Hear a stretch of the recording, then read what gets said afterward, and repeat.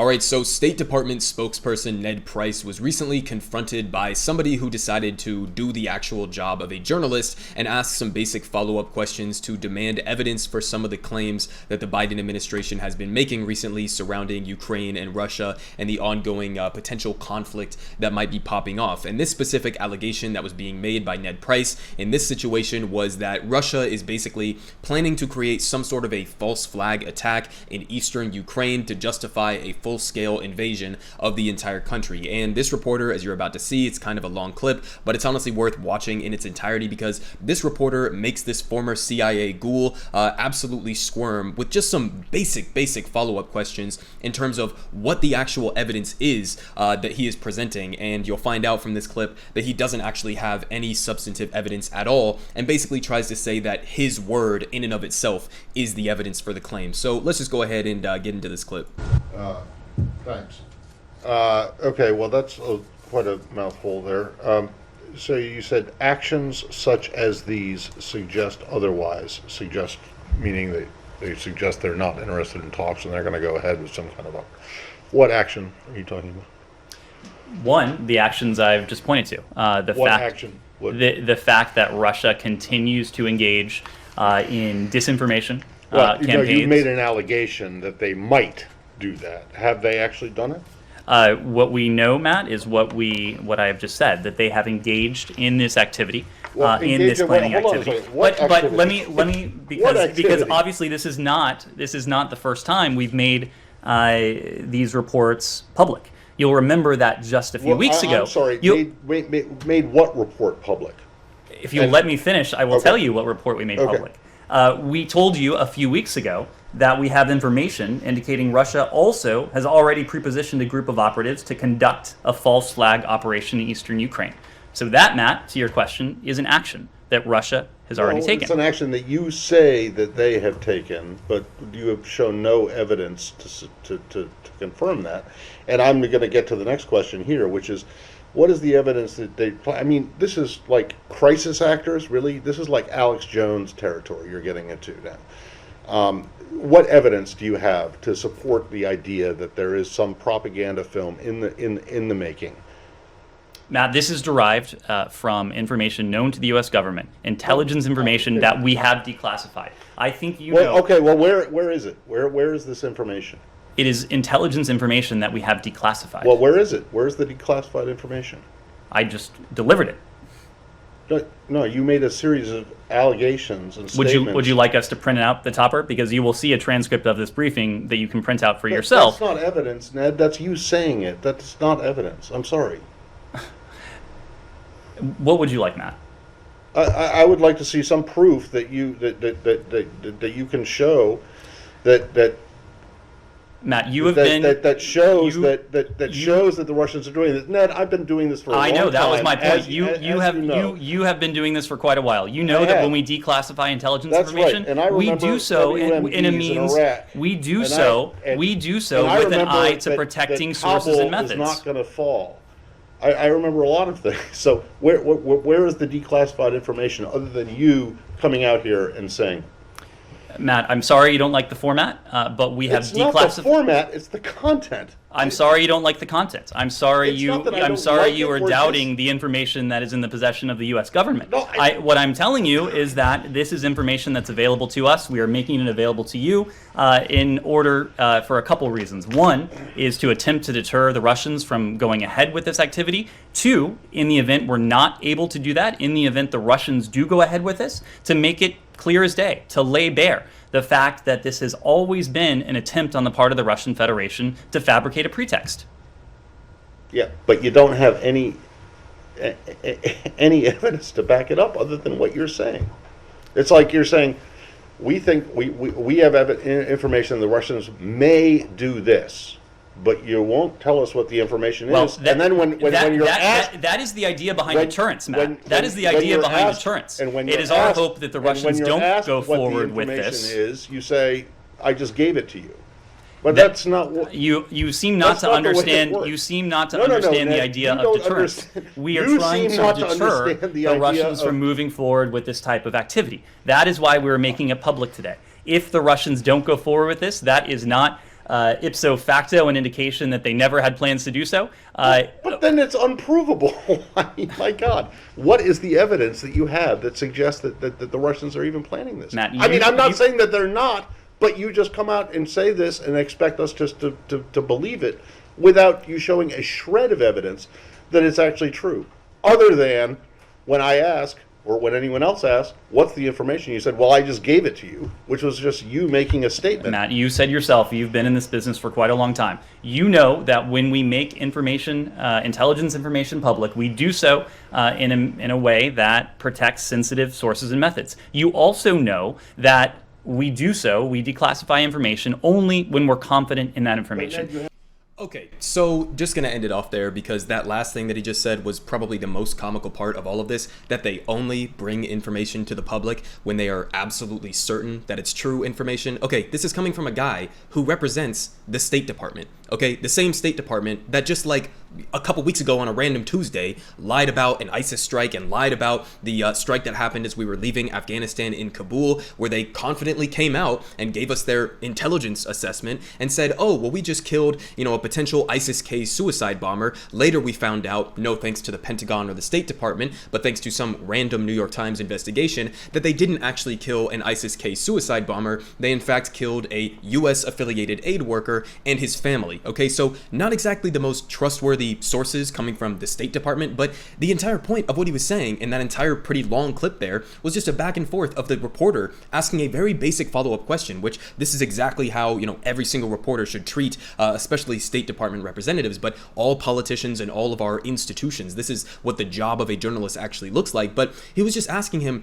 basic follow-up questions, right? What is the evidence? What is the actual hard on-the-ground evidence that you have? And he just figured out a million different ways to dodge that question and basically try to say, my word in and of itself is the evidence. And if you don't trust that, well, then I guess it's because, you must be a Russian disinformation expert, or you must be, distrusting us and trusting the Russians or something like that. And, an important part of what that reporter was saying there at the end is he's not even claiming whether or not the accusation is true, right? Because I wouldn't put it past Vladimir Putin. I certainly wouldn't put it past Russia to do a false flag operation to justify invading the eastern portion of Ukraine. That's not like completely wildly off the table as something that they wouldn't necessarily do. But if you're going to come out and say that that's what they're planning, then provide the fucking evidence for it. I mean, again, this is coming from the State Department, okay? The United States government that has gotten some of the worst track records in the entire history of the world in terms of lying about evidence and in terms of not presenting the entirety of evidence. So why the fuck would we trust you at face value about a claim like this, okay?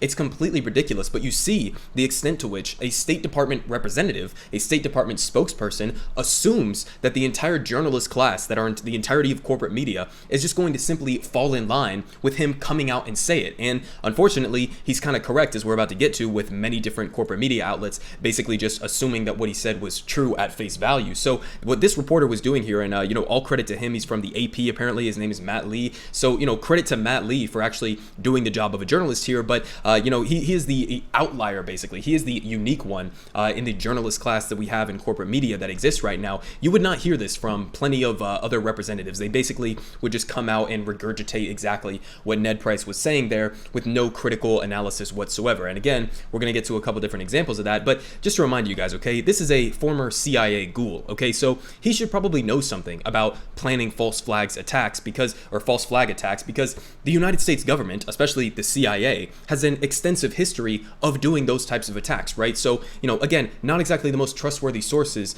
to be talking about the potential of false flag attacks and who's a good or bad faith actor in those types of situations. But just to give you one example that's just kind of interesting to look back on in history, not that long ago, but US military wanted to provoke a war with Cuba. And so in the early 1960s, America's top military leaders reportedly drafted plans to kill innocent people and commit acts of terrorism in US cities to create public support for a war against Cuba. Codenamed Operation Northwoods, the plans reportedly included the possible assassination of Cuban emigres, sinking boats of Cuban refugees on the high seas, hijacking planes, blowing up a U.S. ship, and even orchestrating violent terrorism in U.S. cities. So again, not exactly the most trustworthy organization or guy in Ned Price to be talking about subjects like this, okay? This organization, the State Department, they have an extensive history of not only doing the things that they accuse other countries of doing, but also lying about those things, okay? So again, again, wouldn't put it past Russia to do a false flag attack, but also wouldn't put it past the US State Department or the CIA to drum up some sort of lies like this without any actual evidence or justification whatsoever. So again, that journalist, again, credit to him, Matt Lee, for actually doing a good,